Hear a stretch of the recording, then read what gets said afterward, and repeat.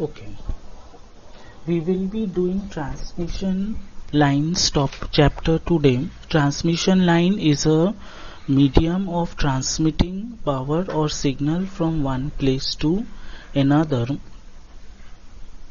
These are the objectives and the outcomes. And first in that we will start waveguides and cavity resonators. Now in waveguide and cavity resonators we have, can see this is the propagation characteristics of uniform plane waves in free space. So here you can see E and H, they are orthogonal to each other and they are traveling. This is the direction of propagation of a wave. So this uniform plane wave is TEM wave because E and H, they are perpendicular to the direction of propagation. And as the waves propagate, we can demarcate these different regions around the source of propagation, source of radiation. Suppose this point is radiating electromagnetic wave. So the region around it can be divided into different regions. First is your reactive near field region. Then we have a Fresnel zone region. These are the boundaries specified. And then we have a Fraunhofer zone, and then we have ideal plane wave.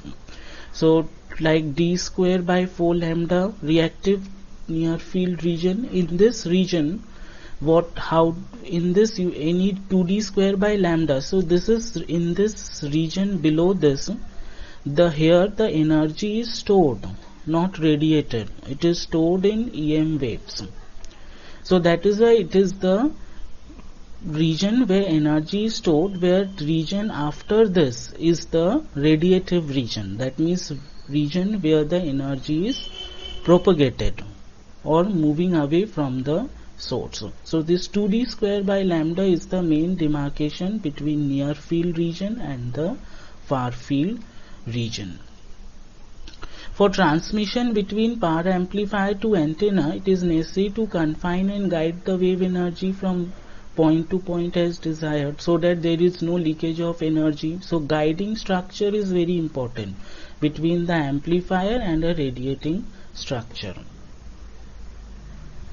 In such the fields are confined or restricted by boundaries of materials differ from those of transmission path, and the waves are said to be guided by these materials.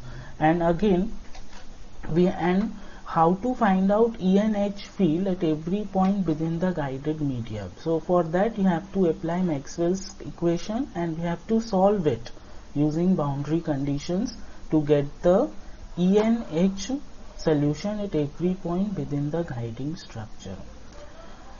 The study of guide wave is most easily approached by first merely confining the field between two parallel plates of perfectly conducting material. So first we consider two parallel plates which are the guiding structure, and these two it is open from all sides, only guided from top and bottom. So if you see this diagram, it is bounded by your ZY plane only. That means two plates in the ZY plane, the wave is guided.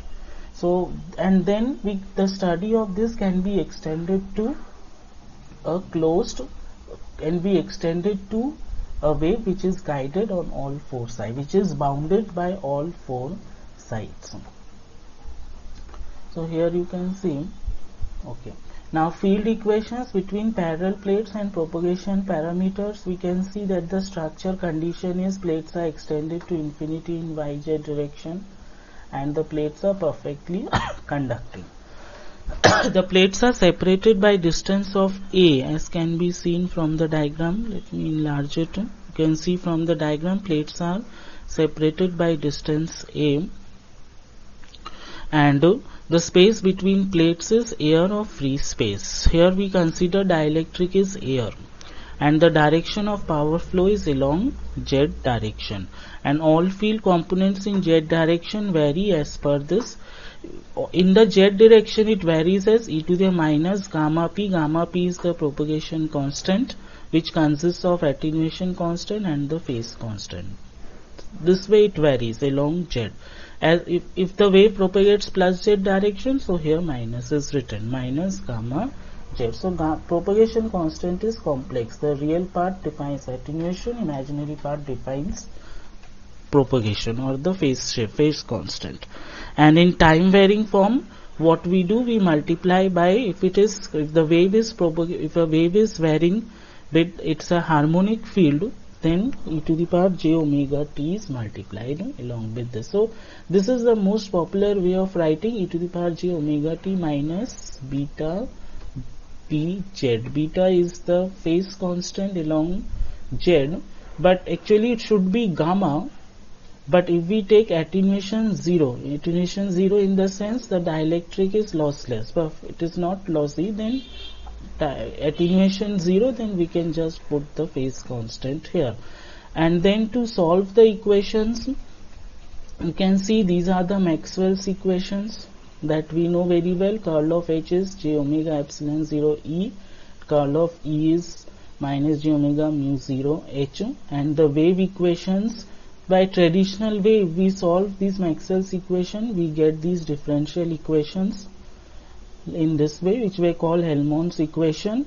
And then by going by the traditional calculation, taking the curl, equating left and right side, we can easily form these equations. So they are very easy, they can be easily formed.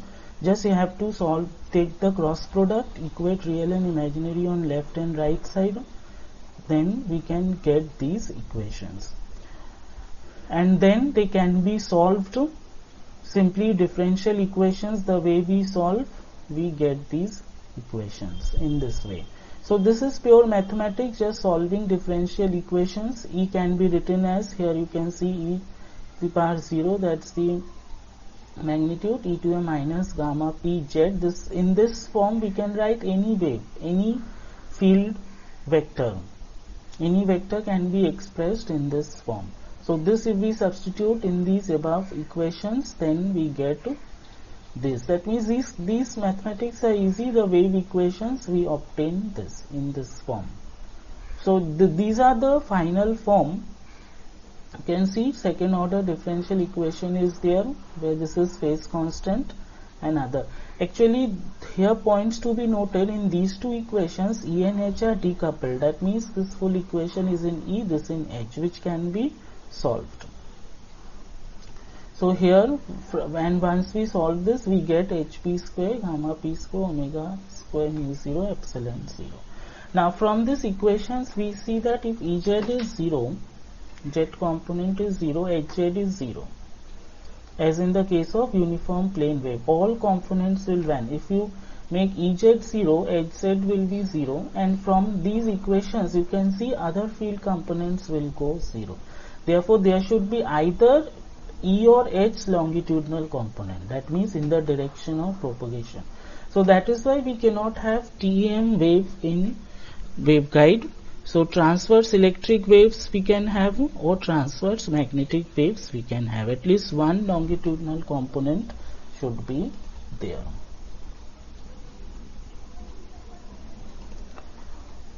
Field components for TE waves when Ez is 0. So for transverse electric means